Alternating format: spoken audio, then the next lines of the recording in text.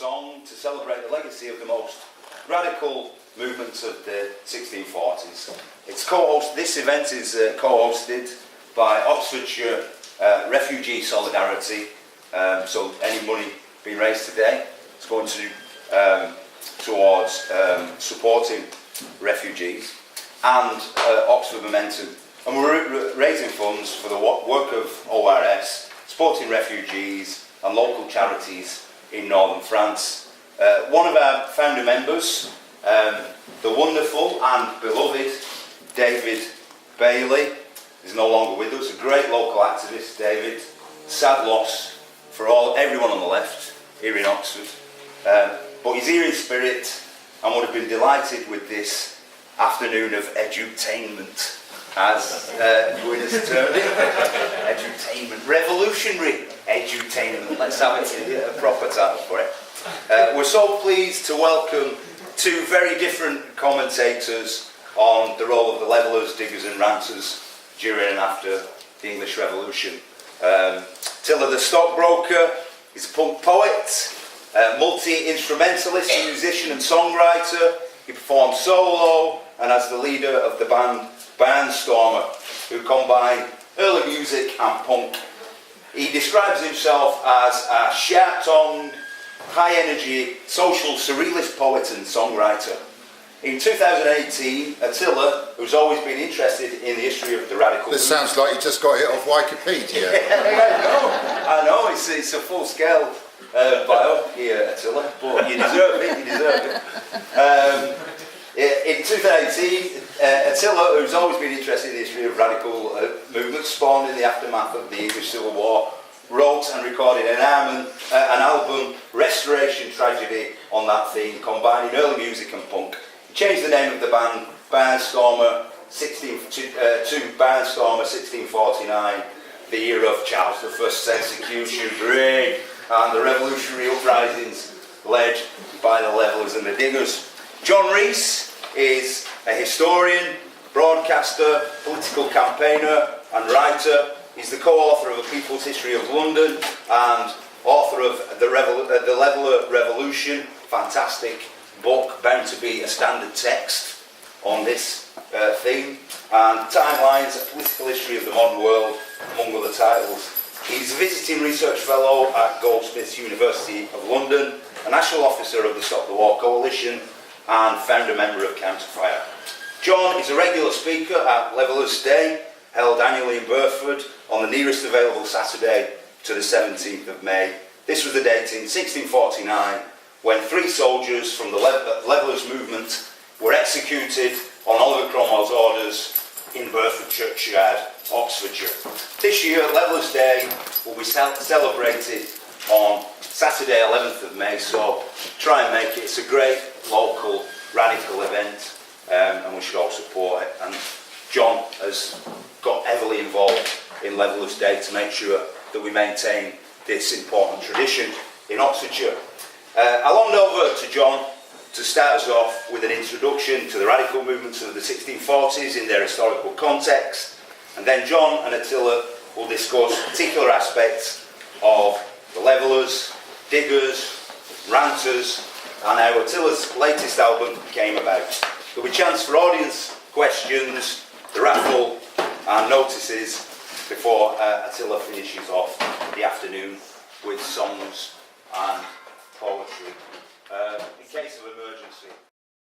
Without any elaborate introductions, something better. Let's just start in January 1649. So in January 1649, the English people did something absolutely, historically unprecedented.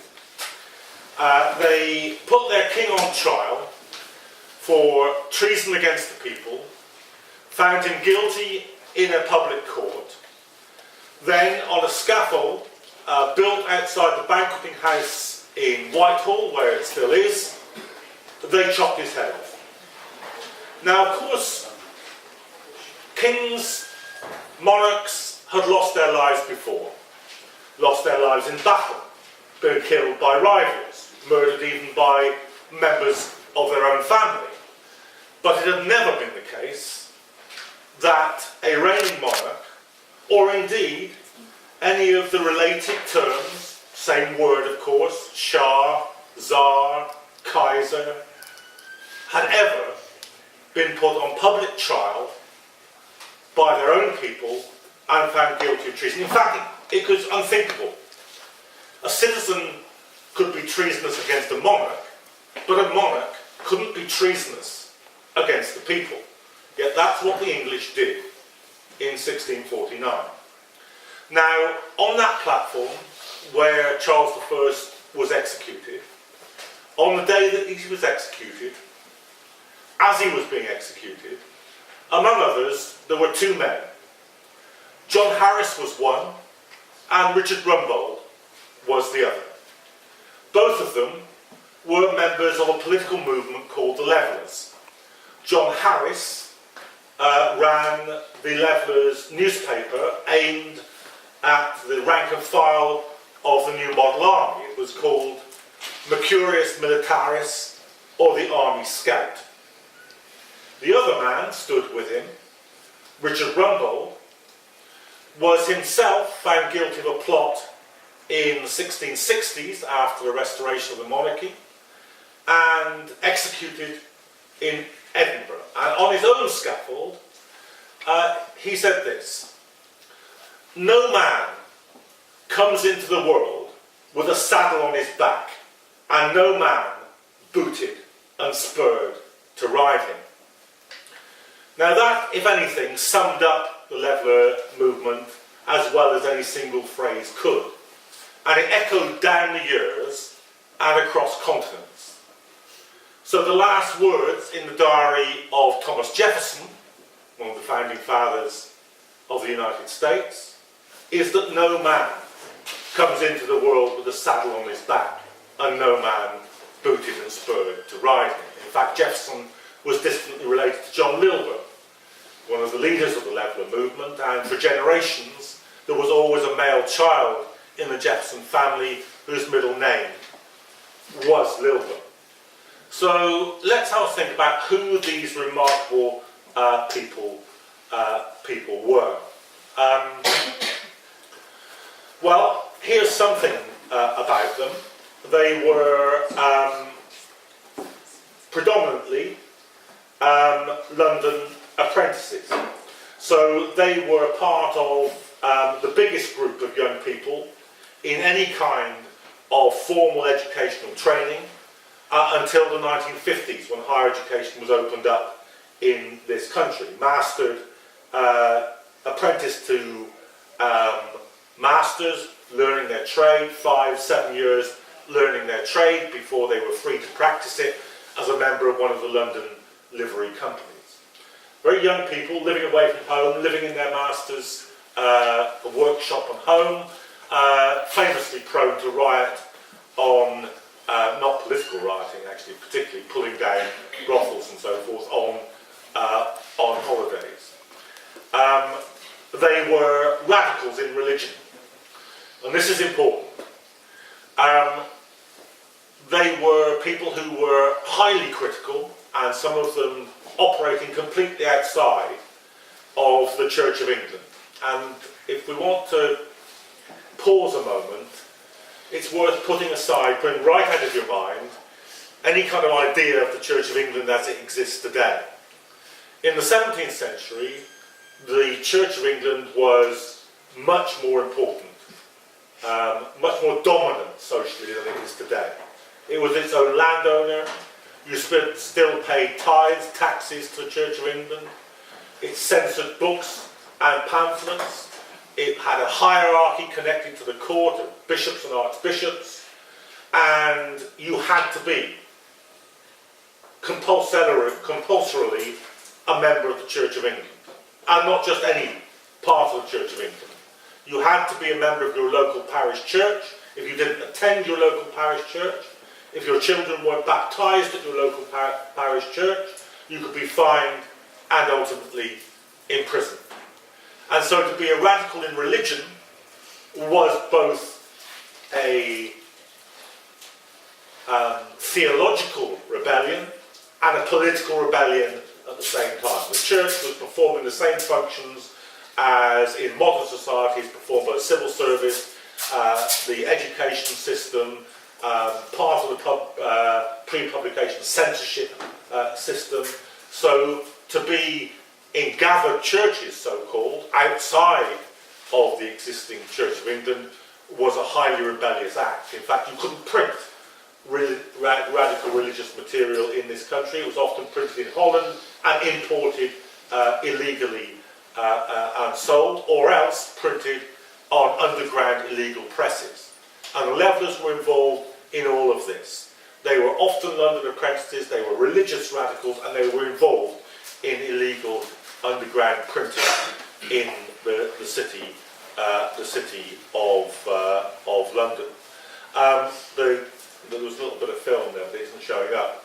London, of course, was the biggest city by far. The walled city of London was growing massively, as were the suburbs in Southwark, across the only bridge across the Thames, across London Bridge, and the Tower Hamlets, the areas outside the city to the east. And you could communicate very, very rapidly in that close urban environment. In some of the early demonstrations outside Parliament, the leaders of the demonstrations could send a note to the City of London and raise a crowd of apprentices to come down and reinforce the demonstrators as the protest was taking place. Now let's have a chat about John Milburn, the most famous of the Levellers. Here's his signature on a document which is still there in the parliamentary archives in the House of Lords library, and I don't know why this is moving around. And there's his family seal. That's important because he was a member of a gentry family. He was quite proud of being a member of the gentry family, and some Levellers were. By and large, they were second sons. And the second son was a kind of recognised term in the 17th century. It's rather like angry young men in the 1950s. You weren't going to inherit, you weren't going to get the family wealth, you were often apprenticed into trade, and for this reason you were bearing a grudge. So this was a volatile social layer, and John Milburn came from it. He was one of the people that was importing religiously radical, illegal material from Holland. He was caught by members of the Stationers' Company, the company which had the monopoly of legal printing and had agents which ran to ground people who were illegally printing. He was caught, dragged before the Court of Star Chamber, a prerogative, no jury court, in which the usual mode of conviction was a forced confession from the defendant. He refused to recognise the court. He said that no freeborn Englishman should be forced to testify against himself. And from that moment on, he was known to the London crowd as freeborn John Milburn. Because he defied the court, he was taken out of the Fleet prison, which was where the east end of Fleet Street now is, tied to the back of a cart, to the arse's end of a cart, as he put it himself, dragged to New Palace Yard, where it is now outside Westminster, and he was beaten with a three-thonged, knotted leather whip every step of the way, until, as one observer said, his shoulders swelled to the size of penny loaves.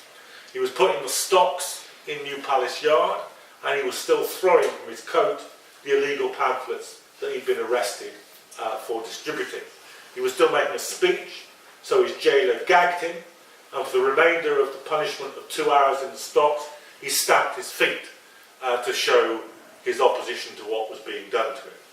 The crowd, from that moment on, there was a significant section of London apprentices and of the London crowd which would follow John Milburn. And of course, because he was involved with illegal printing, his experiences went straight into print. This is printed by William Larner, lifelong printer to the Levellers, still printing Gerard Winstanley's pamphlets, the Diggers' pamphlets, in the 1650s, but here he is in 1641 printing The Christian Man's Trial, Milburn's own account of his persecution by Charles I's courts and bishops.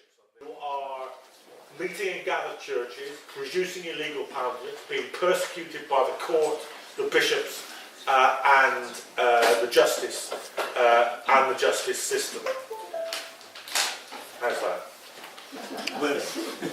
Scandinavian brooch. Is that what it is?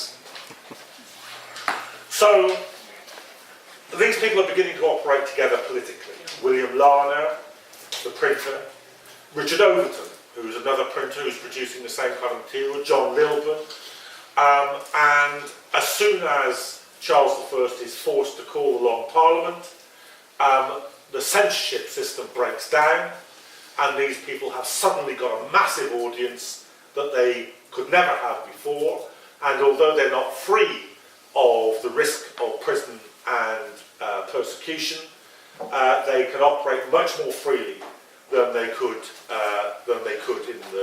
in the past. Are we there, eh?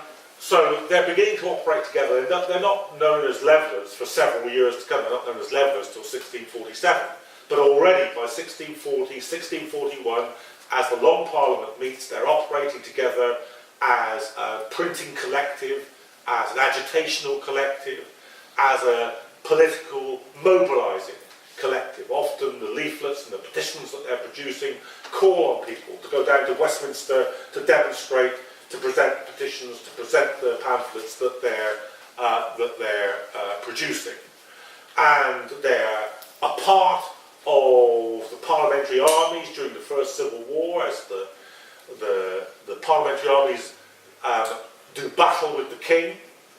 They're on the most radical wing of Parliament. They're the people who are demanding that the most thoroughgoing military measures are taken, because not everybody on Parliament's side thinks like this. Some of the battle flags of the parliamentary regiments who are fighting the king have on them "For King and Parliament." So you're fighting the king under the slogan of "For the King and Parliament." Because what a lot of the parliamentary leaders, the moderate parliamentary leaders, want is a kind of armed negotiation which brings the king back to some kind of settlement. What the radicals want, and this includes Milburn, but it also includes Oliver Cromwell at this stage, they want to fight to the finish. They're known as the War Party. Cromwell says, "I would as soon discharge my pistol upon the king as upon any other man." In other words, I'm willing to do what's necessary to win the war. Here's some of the levellers: John Milburn, William Larner. We've talked about the remarkable Catherine Chidley, a major figure in the gathered churches, a pamphleteer in her own name at a time when no women went into print, and no women went into print under their own name. Samuel Chidley, her son, who becomes the treasurer of the Leveller Party. Richard Overton, we've talked about, an illegal printer, a magnificent pamphleteer. Nicholas Chew, who helps him. Thomas Lamb, who's a Baptist preacher, outrages the Conservative preacher Thomas Edwards because he can get 1,000 people listening to him in his Coleman Street church just down the road from the Guildhall. He outrages Thomas Edwards because sometimes women preach, sometimes mechanics, i.e. lower class people preach, sometimes the congregation chooses who preaches, sometimes the congregation interrupts the preacher and asks questions. None of this was supposed to be happening, and worst of all, Thomas Lamb is getting a bigger crowd than Thomas Edwards is at his own church. William Walwyn, they're a bit older, perhaps a bit richer than most of the levellers, member of the Company of the Merchant Adventurers, and the only MP to side with the levellers, Henry Martin, born in this city. There's the plaque down in Merton Street on the house where he was born. Probably the only confessed Republican in the Long Parliament when it met. Probably the wittiest man in the English Revolution. He was in the habit of having a nap on the benches of the House of Commons when it was in session. One of his enemies spotted him doing this and moved a motion that the nodders be put out, i.e. the people who were falling asleep, be kicked out of the Commons. But Martin wasn't quite as asleep as his opponents thought, and he stood up and moved an amendment that the noddies, the bores that were putting them to sleep, would be kicked out of the Commons. When the motion was moved in 1649 to abolish the House of Lords in this country, it read that the House of Lords should be abolished because it was useless and dangerous. And Martin was on his feet with another amendment saying it was useless, but not really, but dangerous. Although that probably wasn't true then, might be now. He seized the crown jewels on the orders of Parliament, seized the horses and wealth of the rich in Berkshire to raise his own leveller regiment during the Civil War. So this is what we got. They were in the war party as opposed to the peace party. They opposed the Scottish Presbyterians being brought into England to fight alongside Parliament, because the Presbyterian Church being established in England was the price that the Scots wanted to pay, and that would have been another hierarchical church connected to the state. John Milton, who also opposed it, said that the new presbyter is just the old priest writ large, and therefore Milton, Cromwell, Milburn and Levellers were all part of the radical wing in the First Civil War. But when that Civil War ended, then there was the question, who is going to run the country now, and what is that society going to look like? Now Milburn's put in prison not by the king, not by Charles I, not by the old bishops. Now he's jailed by Parliament for being too radical in the kind of settlement that he wants. And this is a classic Richard Overton pamphlet moment. Here's Overton, a very sarcastic, very sardonic writer, and a brilliant propagandist. Some of his, John will like this, some of his pamphlets are so popular that they're turned into ballads and sung in the street. When Parliament puts Milburn in jail in 1646, Overton does this. He takes, we've seen, this is the engraving, the 1641 Samuel Glover engraving that we saw on the earlier pamphlet. And we all know about photo montage, but this is engravo montage. Overton engraves over the top of the original pamphlet the prison bars to show Milburn jailed again. And this would have been an unmistakable message to the London apprentices, to the rank and file of the New Model Army, and it would have been saying this: you remember John Milburn, you remember honest John Milburn, jailed by Charles I, jailed by the old bishops. Now look what's happened. Parliament itself has jailed the same John Milburn. There's something wrong with our revolution if the parliamentarians are now jailing John Milburn. So that was a fantastically powerful, radical message, and it got into the New Model Army. His pamphlets from the rank and file of the New Model Army, the moderates in Parliament wanted to disband or send to Ireland. And in a dramatic moment, the whole of the army revolts. Rather than being agreeing to being sent to Ireland or agreeing to having their regiments disbanded, the whole army mutinies and elects, regiment by regiment, first in the cavalry, then in the infantry, their own representatives called agitators. The term simply meant agent or representative, but it may be that that's the origin of the current usage, and they simply refuse to obey Parliament's order to disband. And here's their pamphlets: the case of the army truly stated, the proposals of the agitators of the army.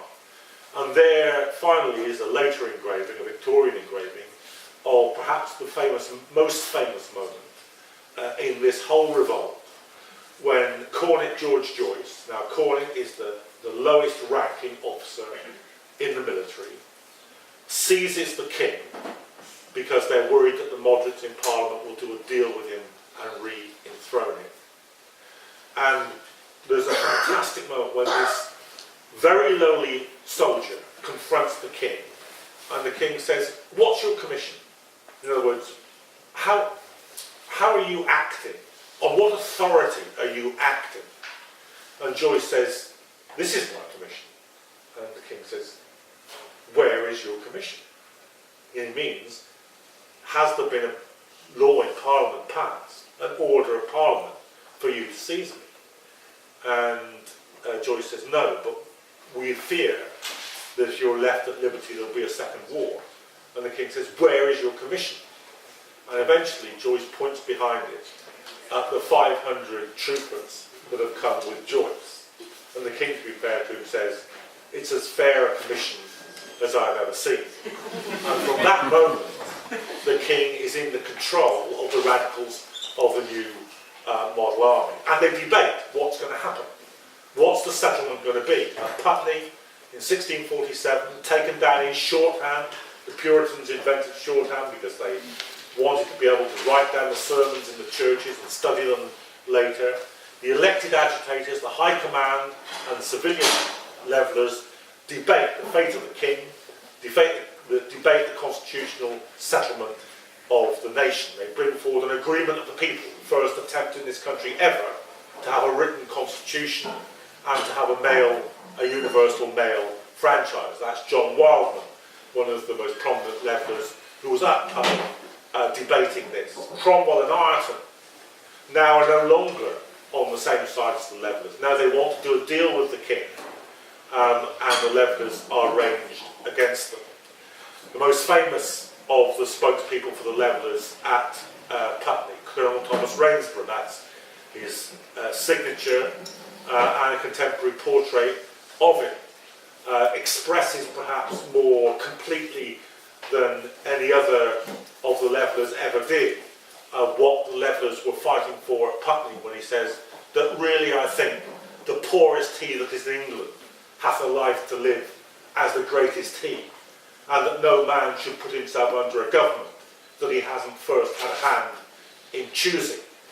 Now the levellers are defeated at Putney. A mutiny in the army, a second mutiny, is broken up by Cromwell and the officers. The soldiers come onto the battlefield with England's freedom, soldiers' rights, written on the outside of the agreement of the people and stuck in their hats. Cromwell, that's a later Victorian picture of it, rides into the mutinying regiments and tears the pamphlets from their hats. They execute, Cromwell executes one of the leveller mutineers. In the Second Civil War, the levellers' fears are absolutely right. The king escapes and indeed starts a second civil war. The levellers, as a result, become much more powerful. They have two papers. The Moderate, yes, I know, shouldn't be called the Moderate. Everybody knew this. At the time, they knew it. If you look in the archives at the original copies of the Moderate, one reader has got hold of a copy of the Moderate and put a little arrow between the word "the" and "moderate" and written "in." In moderate. And then at the end, another little arrow, put the word "rogue." So it reads "the moderate rogue."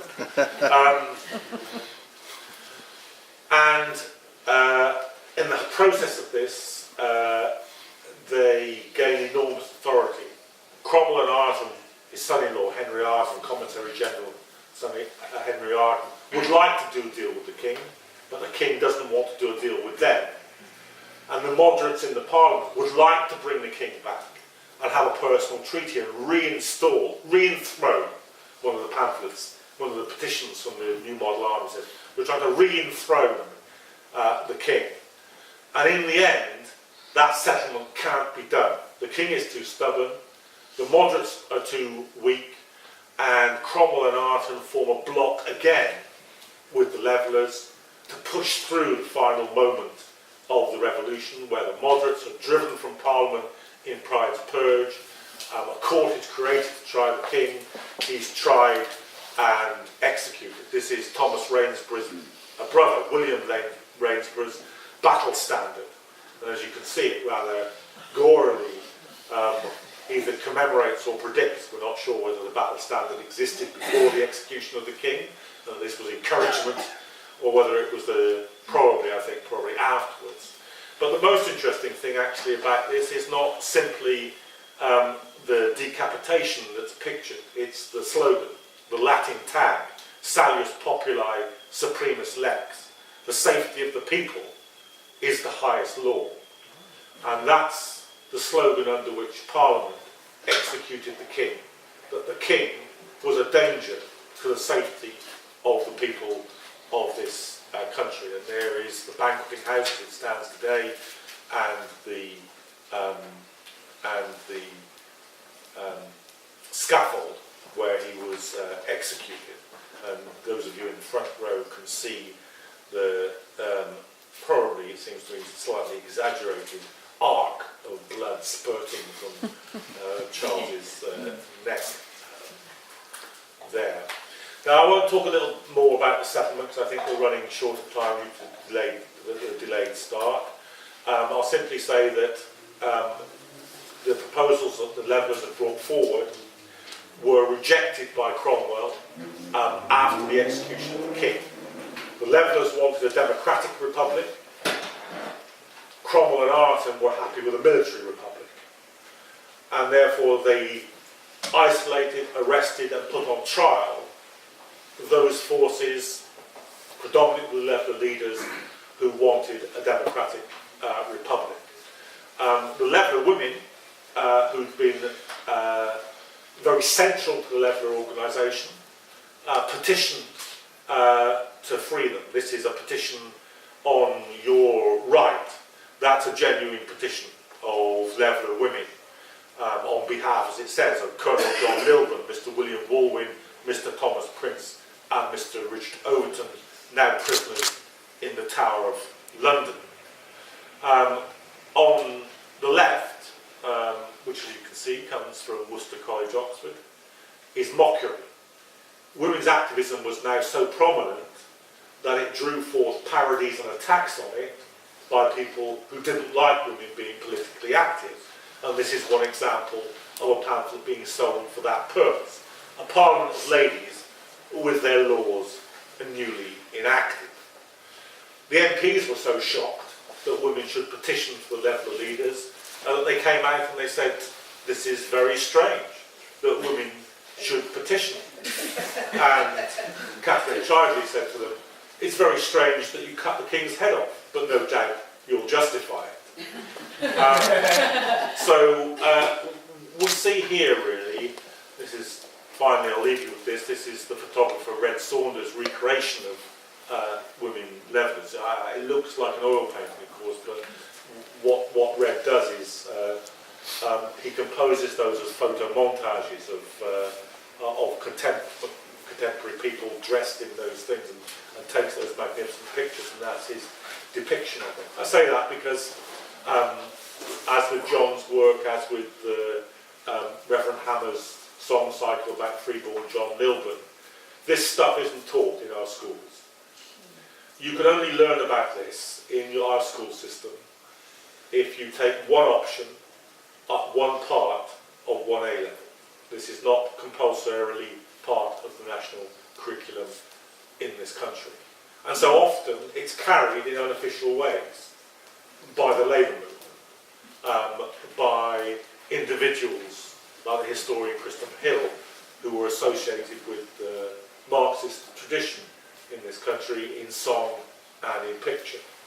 In my view, this is the moment when democratic politics enters British politics. This is the moment when collective radical political organisation is born, where people band together to do the things that we're still doing today, to print pamphlets and to petition, to organise protests and demonstrations, to pressure Parliament and to create revolution. That started here in England in the 60s.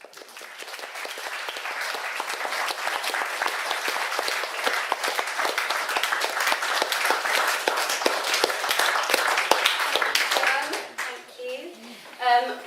Now, John has reviewed a Attila's latest album and describes it as, "This celebration of the world turned upside down is a perfect blend of folk, punk and English radical history." So Attila is going to come up and join John to explain the inspiration behind the album and why he was drawn to this period of history. And then after that there'll be an opportunity for Q&A from the audience. So I've got to say, for me personally, this is like, it's something I've wanted to do literally since I was about 6 years old. And the origin of the whole thing for me was in the music.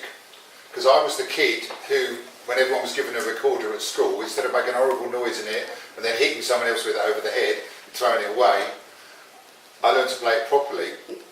And it developed in me a love of music generally, but specifically for reasons that I cannot even begin to understand, given my later development as a punk rock poet and musician. Specifically from the age of about 6 or 7, I've loved early music, and it was just there. I mean, my mother and father were involved in music to a greater or lesser degree. My mother was a pianist, and my dad loved music, and my mum sang in the Brighton Festival chorus.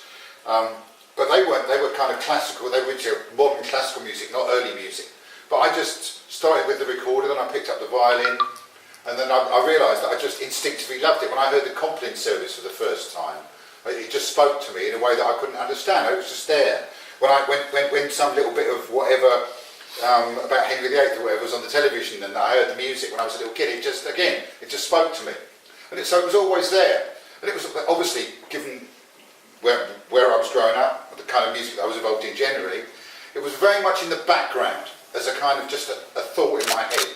All the times I started to learn the bass guitar when I was 11, I'm still playing the fiddle and I'm picking up other instruments and learning to play bits and pieces. But obviously I developed, I sort of started doing my living as a poet musician in 1980, very much come out of the punk scene, started off as a punk bass player, then started writing my own songs, sort of punky, sort of medium, but even right back at the beginning, I was putting little bits of early music in. My first album, it's got a little bit called The Footfall of King Zog, with some crumb horns that my mate Chris Payne played with me. It was always just there.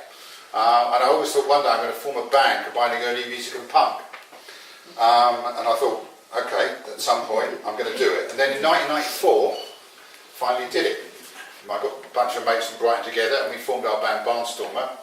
And we did an album called The Sea to Shore.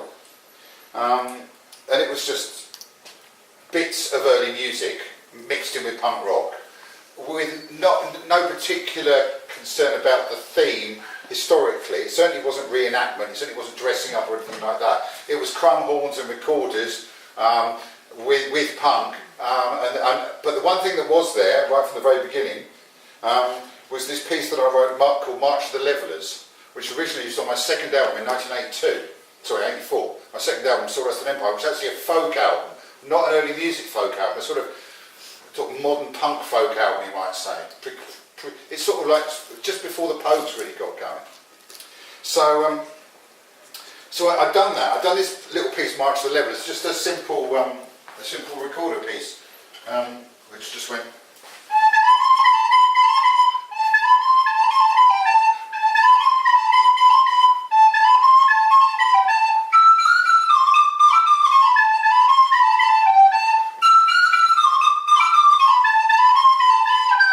So I carried on with that, and that developed. I then started thinking about the period in history that I was musically inspired by. And I started off obviously thinking about Henry VIII and Pastime of Good Company and all that kind of thing. And then it dawned on me that the music that was around at the time, I started to sort of think about radical history. I mean, talk about not learning it at school. When I was 12, I had to choose between history and German. For my O-levels, and I want to do history and German. It's about physics, chemistry, maths, biology. So I had to stop learning history when I was 12 years old. I was always interested in it, and I was always interested in one specific bit. So I'm taking a slightly roundabout route. How I got interested in this particular period is because where I'm from. Because where I actually live is the port town of Shoreham Harbour, a place called Southwick. in West Sussex, the port town of Shoreham Harbour, and it was there in October 1651, after the Battle of Worcester, having had his arse royally kicked by the New Model Army, that Charles II skulked down to the country and ending up escaping on a coal boat from literally the geographical spot where I've been catching flounders on the east shore of Shoreham Harbour since I was about 6 years old. And then so basically, over the years, I became more and more aware of this story. So by 1996, when I did my first album with Barnstormer, I developed this early music bit into a little bit of an idea about combining the early music that I was interested in with the politics of the period. So I came up with a trilogy. So it starts off with that piece I've just played, then the Diggers song, the words of Gerald Stanley, you noble diggers all, stand up now, you noble diggers all, stand up now, and then my version of The World Turned Upside Down by Liam Rosselson, with a rap in the middle explaining the historical period. I won't do that now, I'll do that when I do my performance later on. So basically I did that, and then I did a couple more bits of early music on the album which weren't connected to the period at all. Thought that was great, that was really good, got on with lots of other stuff. The guitar, the line of the band changed, we turned into a melodic punk rock band. The early music, our recorder player left, second recorder player left. So the early music sort of thing went very much into the background again, although it was always still there. And then to cut a long story short, I was cycling up the Monarch's Way, which is the route from Worcester to Shoreham, which is used as a cycling route and a walking route. And obviously it stops, it ends at Shoreham Port, by Carrots Cafe on Southwick Beach. There's a bench on Southwick Beach, 400 yards from my house, commemorating the end of the Monarch's Way. And I was cycling up the first bit of it, just at the back of Southwick Hill, up to the top over the top by Pointings. This is places you won't know if you're around here. This is all it's under the Sussex Downs, right near the sea, just by Shoreham Port. And we always knew about the story. We always knew because the Cavaliers, winners write history. So there was the Great Escape Music Festival. There was the Royal Escape Yacht Race when all the posh gits with their yachts from Shoreham Port would race over to Fécamp, celebrating the escape of this parasite.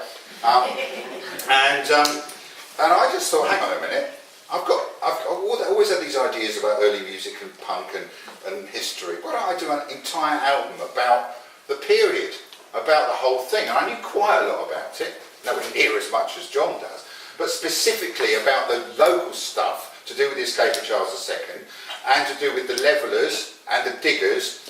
Obviously we'll talk about those together, and the Ranters, who I have a special affinity with, because in 1980, when myself, the late great, no longer with us, Seething Wells, little brother Ben Zephaniah and Jules started off as the second wave of punk poets after John Cooper Clarke, we called ourselves the Ranters, and the reason we did was that a certain Mr. Justin Sullivan, who was just about to start his band, New Model Army, being interested in the same period of history, suggested to Seething Wells that we called ourselves Ranters after the Ranters of 1649 and the early 1650s. And so I read about the Ranters and I thought, yes, this is definitely us. And here you can see their leader, I bet he's a cop. If you look closely, you can see that he's got his knob out, which he did quite a lot. And there are if anyone wants to pick a t-shirt with Abby's got this knob out there, I'll have a sale later. But anyway, so basically what happened was I loved early music. I worked out eventually at the age of 60 that it would be a really good idea to combine my love of early music, my love of history, specifically radical history, and the fact that I'm from the actual place where the scumbag escaped. So it's time to redress the ballot and give the Roundhead point of view. As you'll hear later, I actually wrote a song about, because when I was writing all this stuff, and I'm not making this up, I was writing all this stuff, I wrote an entire album, 58 minutes in about 10 days, and I woke up one day and I said to my wife, I've just dreamt that it was my fault that Charles II got away in 1651 because I was too pissed. There's a song on the album called The Fisherman's Tale. So basically that's where it came from for me. And in the second half, I shall be performing some of my, it's quite difficult because obviously you can't play all the things at the same time, but I've brought them along. I'm going to just show you what they are in the second half, because all these instruments are ones that were around at the period. And I'm going to play a few bits and pieces from the album, but in all its glory, the full album will be played at Liverless Day this year, thanks to John and Serta, Barnstable 1649 will be playing to full effect, slightly toned down from the full-on punk rock because we think it's probably a good idea. So it'll be kind of semi-punk, semi-acoustic sort of thing, what we call decaffeinated Barnstable.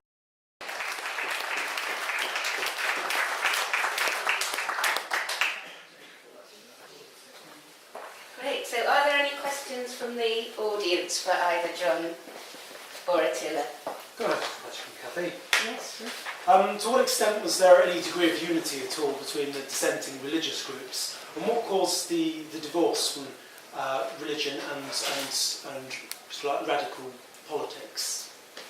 Was it something to do with the religion's move towards respectability? There seemed to be a bit of a sellout. Well, with the Levellers, there was a very long period of cooperation, which never completely broke down.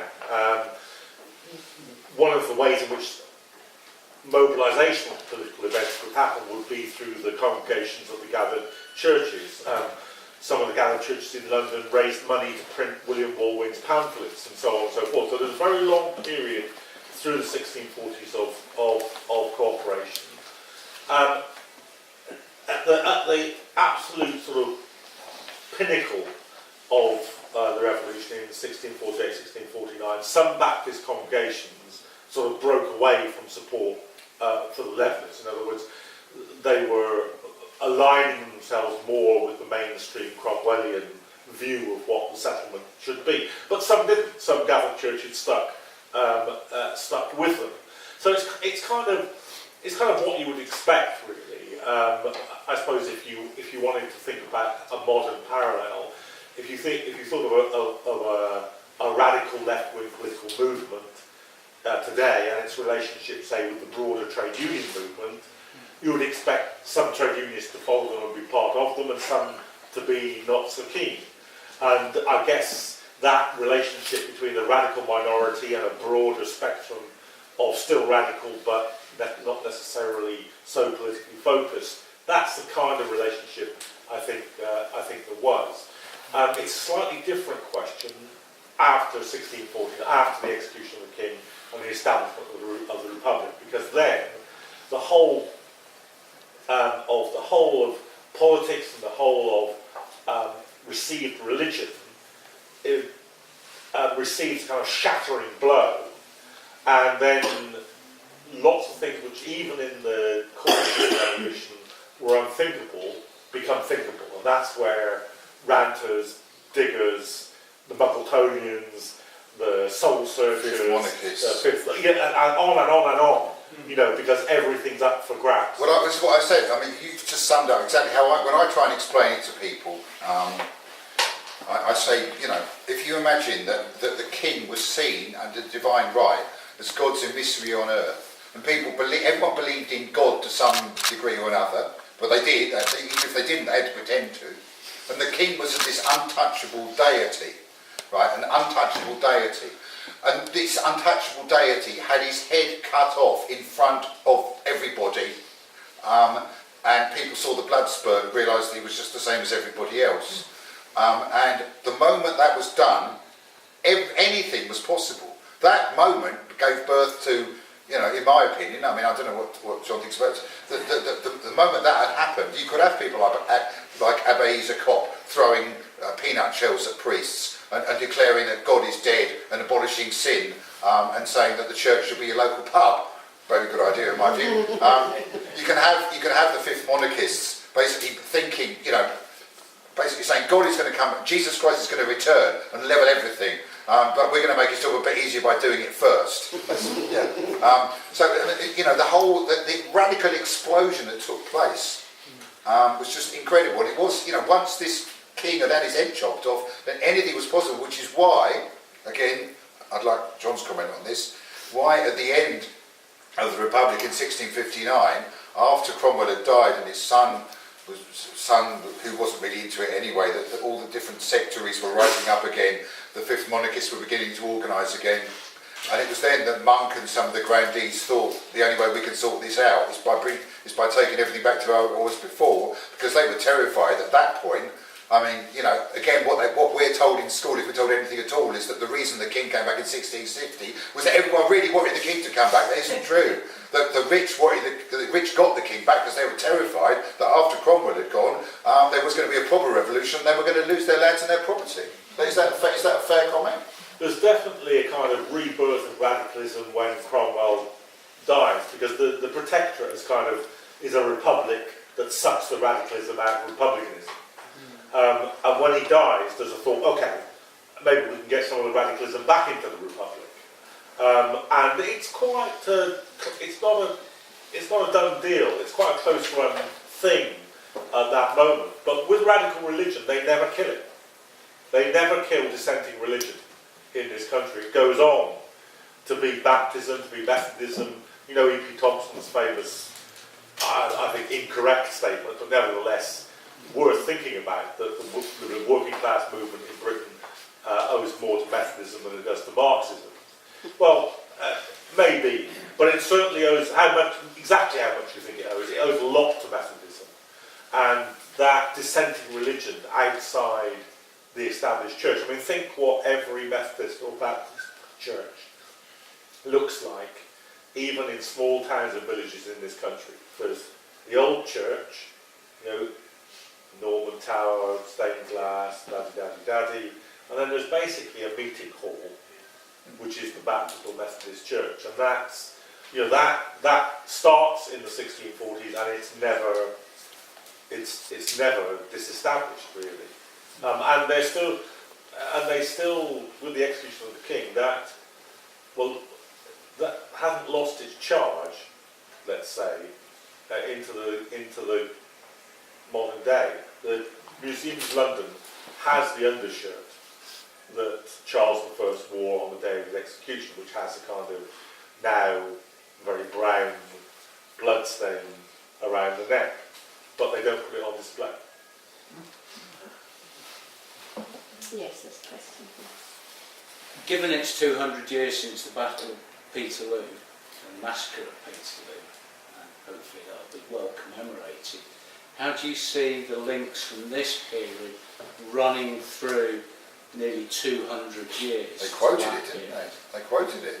The good old cause, the good old cause was the name they gave to the Commonwealth, and people were quoting the good old cause at Peterloo and the Chartists. Again, John knows more about it than I, so I'll pass over to him. Yeah, I mean, I think you've got to think of all the kind of traditions of the oppressed and the working class as broken and irregular. You know, they persist, but they're not institutionalised like the ruling class traditions are. They're not memorialised like the ruling class's traditions are. They're not sanctified and perpetuated with money and institutions behind them. So they exist as a kind of inconsistent radio signal down the decades. And that's true of the Levellers. And every time there's a rebirth of radicalism, someone finds their way back to the Levellers. So the Chartist papers talk about Milburn. Before that, the Wilkesite radicals, like William Hone, he has original John Milburn pamphlets in his book collection. Wilkes is presented with a Milburn pamphlet as a kind of tribute to him, obviously during the parallel with the Levellers. Of course, Marx and Engels, who are, you know, in the Chartist movement, refer to the Levellers as the first communist party, and discuss the English Revolution and how it worked and where the Levellers' place was in it. So yeah, it always manages to find a way into it. For a lot until recently in Wigan, the only memorial to Gerard Winstanley was in Moscow, built after the Russian Revolution.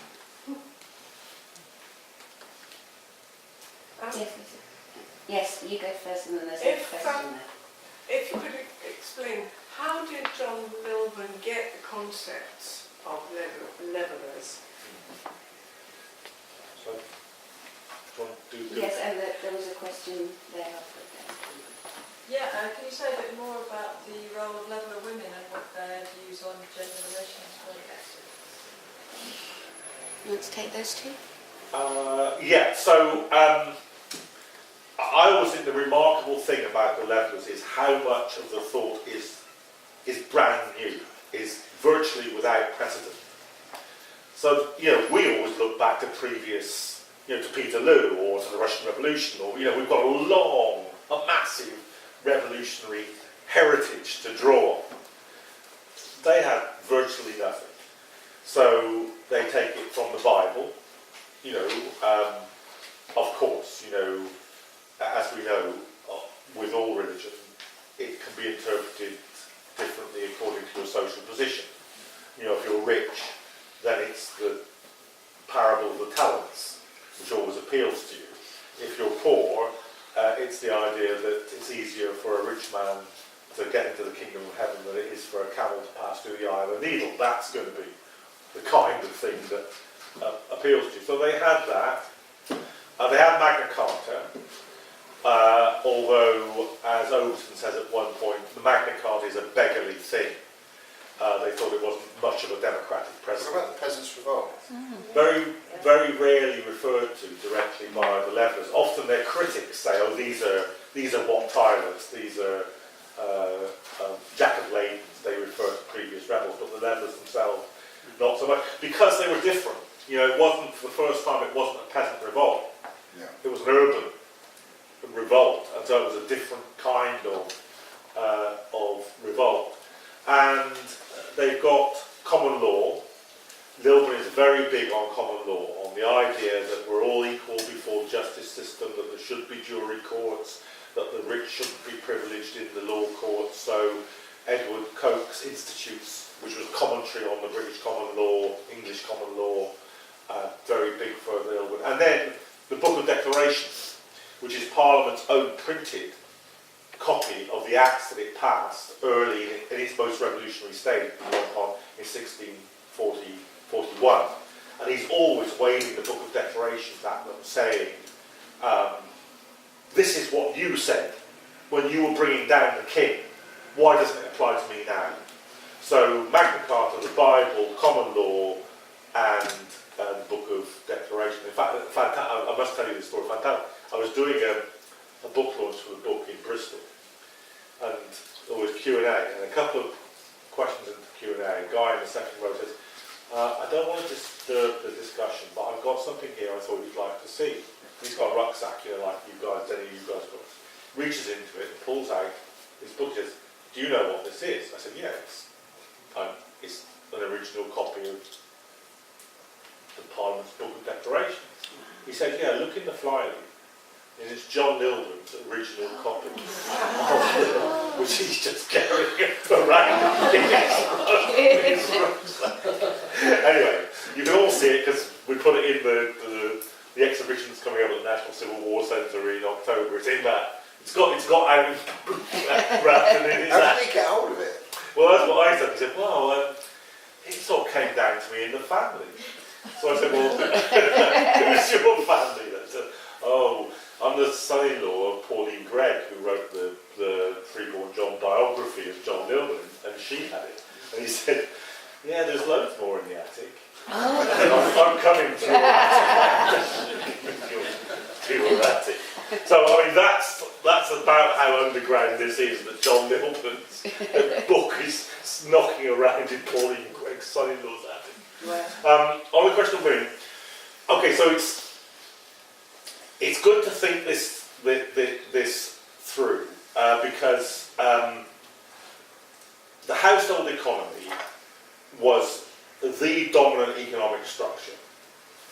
So the man is head of the household, but he's not just head of the household over the woman, but over the apprentices that live in the household, over the servants that live in the household, and so we sometimes use the word patriarchy as a synonym for the oppression of women or sexism as it exists today. But it was a much heavier stone in the 17th century, because the household was both the economic unit and the domestic unit as well. For lots and lots of people, there's no going out to work. You can't say, I'm going out to work. You're not going out to work. You're staying in exactly the same place that you sleep and eat to work. So it's like the authority of the boss and the domestic head of household is combined in one place. So when the leftists think about the vote, they think about households, head of households. That's who's going to vote. Nobody, and not the women, nobody raises female franchise. But as with all revolutions, they can't avoid female activism. And a civil war blows up the social structure. So you get royalist women defending their castles because the royalist men are in the king's army. So they begin to act on their own. You get Brilliana Harley, who's a moderate parliamentarian, defending her own manor house up in Herefordshire in the Welsh Marches, and then down at the other end of society, you get these women in the gathered churches and in the Leveller movement beginning to stream onto the streets as part of that movement. So they become political activists and writers before anybody even begins to think about the franchise. And that's the beginning of that. It's the origin of women's political activism. Catherine Chidley, when she writes, she doesn't actually put her whole name to it, she only just puts her initials, KC. But that was, everybody knew it was. That was incredibly unusual for any woman. And she was writing a religious pamphlet attacking Thomas Edwards, who was a well-known moderate religious figure. And that was so unheard of that a woman should write a pamphlet and put her name to it, that Edwards couldn't bring himself to reply to her for 2 years until she did it again, and then he had to. That was so unusual. So we're at the very, very beginning of kind of independent women's political engagement and organisation. There's a pamphlet you can see where it's just got, if you want to subscribe to this pamphlet, a women's pamphlet, we're going to set up women's agents in every ward of the City of London to collect your signatures. So that's a first. Nobody's ever done this before. Nobody's ever thought like this before. No group of women had ever acted like this before. Okay, we can probably take 2 more questions. Is there anyone who hasn't asked a question who'd like to speak? No? So you would like to know? Just how far outside London did this go? Because the one I quoted earlier is Manchester. And I realise the Industrial Revolution had come and these places were bigger. But was it purely a London-centric event? I just say a little bit about that. And one of the things, when I started to write this album, I obviously tried to amplify my knowledge as much as I could. The World Upside Down by Christopher Hill, by the way, is the book. I want to read, I haven't read John's yet, but The World Upside Down by Christopher Hill, Radical Ideas During the English Revolution, is the book to read if you want to really find out about the period. It's fantastic. I'm sure you'd agree with that. Absolutely. Anyway, so one of the things that I learned from that, and that I'd already learned from people I knew in Wellingborough, who started to run a Diggers Festival, and in Wigan, who run a Diggers Festival, was that, I mean, if you listen to that wonderful song that Leon Rosselson wrote about the Diggers, it basically, just by omission, it gives you the idea that the Diggers were just, who obviously were the agrarian kind of proto-anarcho sort of squatter movement that evolved from the Levellers, that they were a kind of just in St George's Hill in London, and that's where it is. But there were 34 different communities across the South and Midlands who took the Diggers' ideas. And of course, like John said earlier, it's such an underground thing generally that you might find out that there were somebody called Diggers, there were people called Diggers in 1649.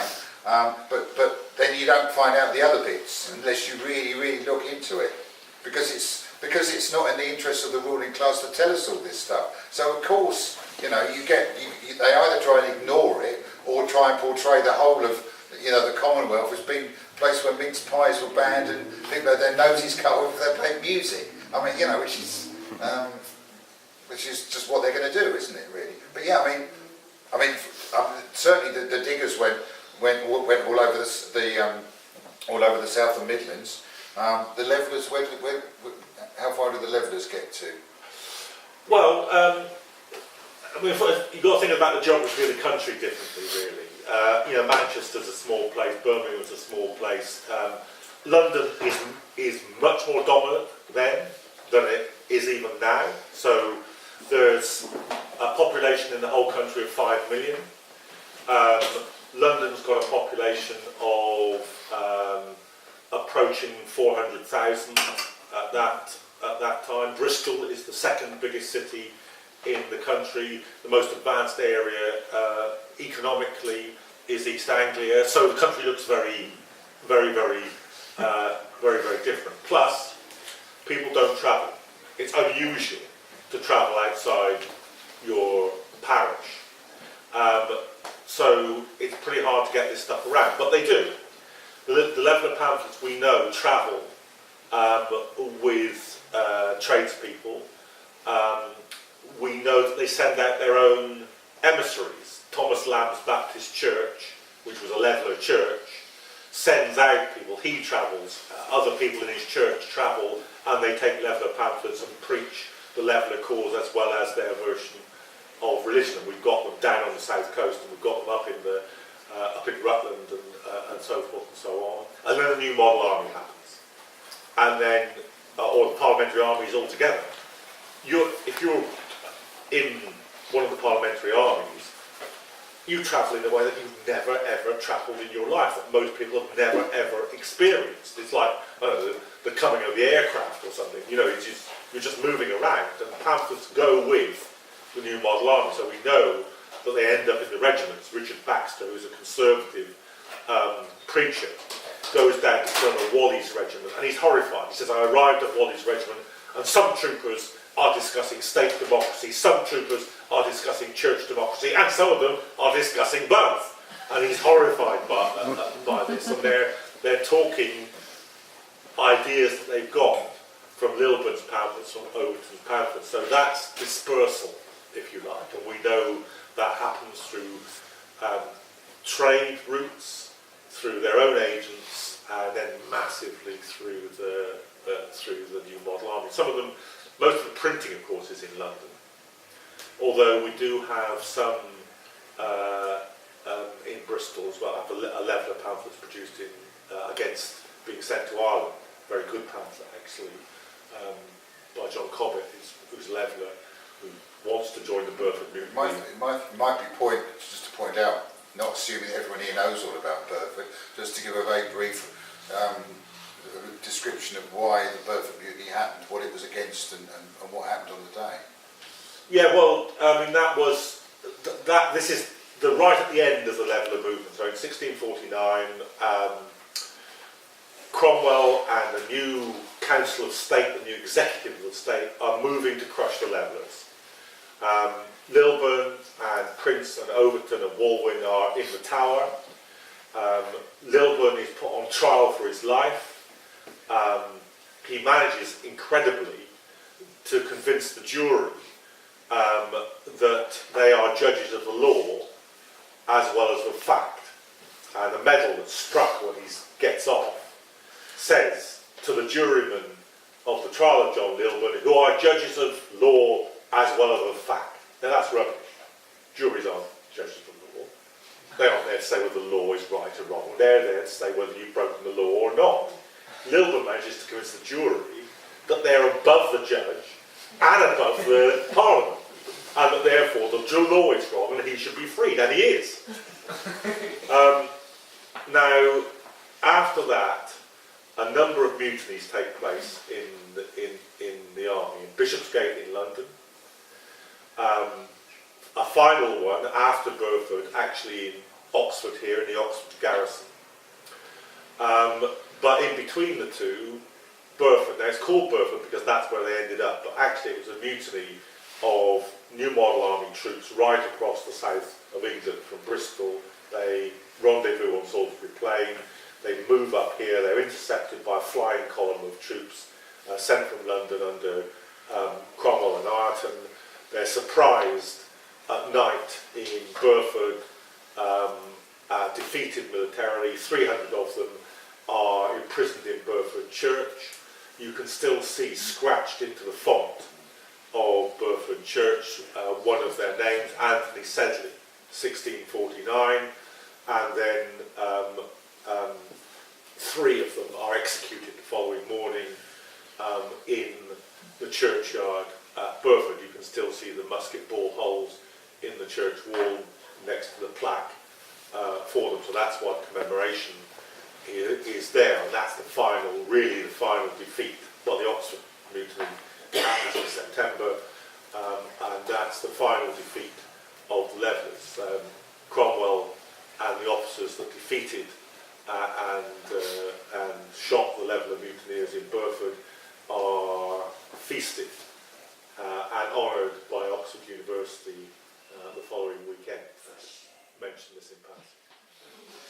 You noble diggers all, stand up now, stand up now. You noble diggers all, stand up now. The wasteland to maintain, sing cavaliers by name. Your digging does maintain, and persons all defame. Stand up now, diggers all. Your houses they tear down, stand up now, stand up now. Your houses they tear down, stand up now. Your houses they tear down, to fight your men in town. But the gentry must come down, and the poor shall wear the crown. Stand up now, diggers all. With spades and hoes and ploughs, stand up now, stand up now. With spades and hoes and ploughs, stand up now. Your freedom to uphold, seen cavaliers are bold, to kill you if they could, and rights from you to hold. Stand up now, diggers all. The gentry are all round, stand up now, stand up now. The gentry are all round, stand up now. The gentry are all round, on each side they are found, their vision so profound, to cheat us of our ground. Stand up now, diggers all. The clergy they come in, stand up now, stand up now. The clergy they come in, stand up now. The clergy they come in and say it is a sin that we should now begin our freedom for to win. Stand up now, diggers all. The lawyers they conjoin, stand up now, stand up now. The lawyers they conjoin, stand up now. To arrest us they advise, such fury they devise. The devil in them lies, and hath blinded both their eyes. Stand up now, diggers all. Gainst lawyers and gainst priests, stand up now, stand up now. Gainst lawyers and gainst priests, stand up now. For tyrants they are both, in flood against their oath. To grant us they are loath, our meat and drink and cloth. Stand up now, diggers all.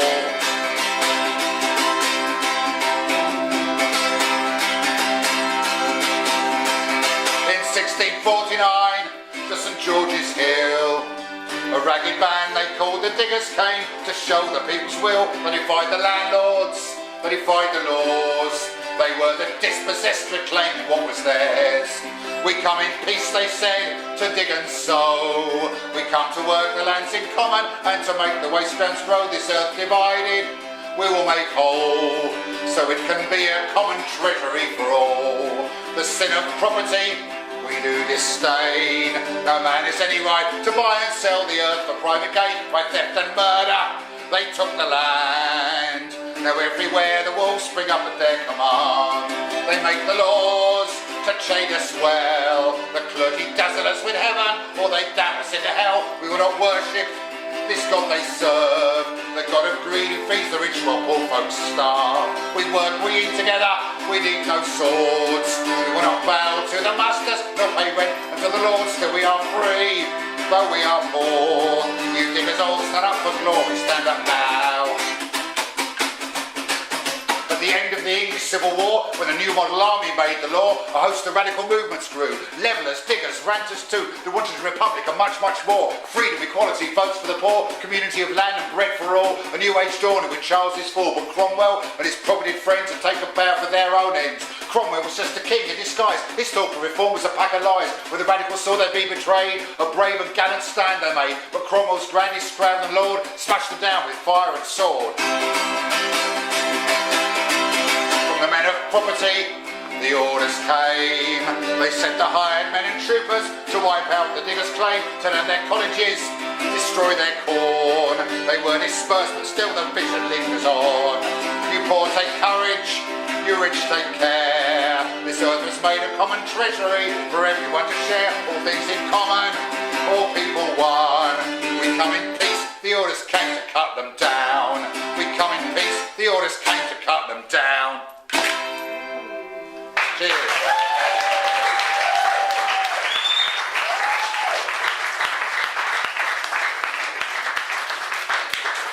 I put the bit in the middle just to explain the whole thing to people, and this is one of the things I always try and do writing these songs, is to take the period, take the song, take the time, the characters, and bring it up to date. The next one I mentioned earlier when we were having the discussion, that's a great song, obviously by Leon Russellson, would give the impression maybe to people that weren't too knowledgeable about the period that was the only digging community at St George's Hill, and there were 34. So here's the tune, which obviously with my band, obviously I've got someone playing the guitar, well I'm playing this and Tim's playing it as well, this is called Wellingborough and Wigan. It's about, Gerard Winstanley was from Wigan. There's now a statue in his honour. There's a Wigan Diggers Festival, which we're performing at this year, and one of the great communities was in Bearshank in Wellingborough. They have a Diggers Festival. Wellingborough Diggers Festival is the second weekend in July. Wigan Diggers Festival is the 8th of September, and I'm performing both of them solo in Wigan and with the band in Wellingborough.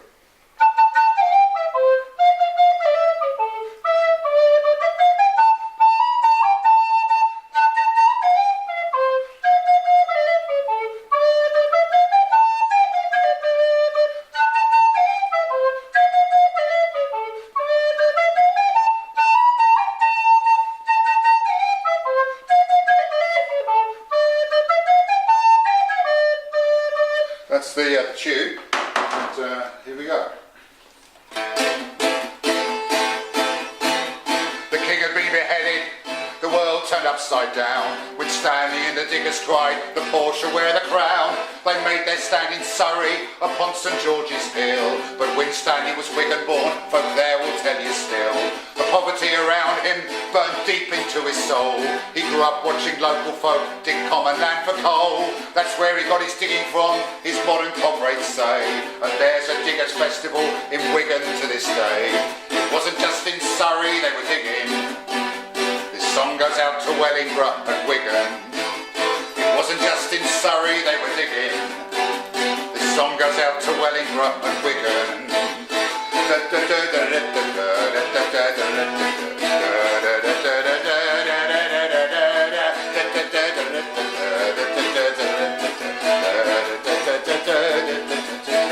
The Wellingborough diggers were inspired to have a go. They said all things in common, and on common land it's so. The field there was called Bearshank, but it soon was bearing fruit.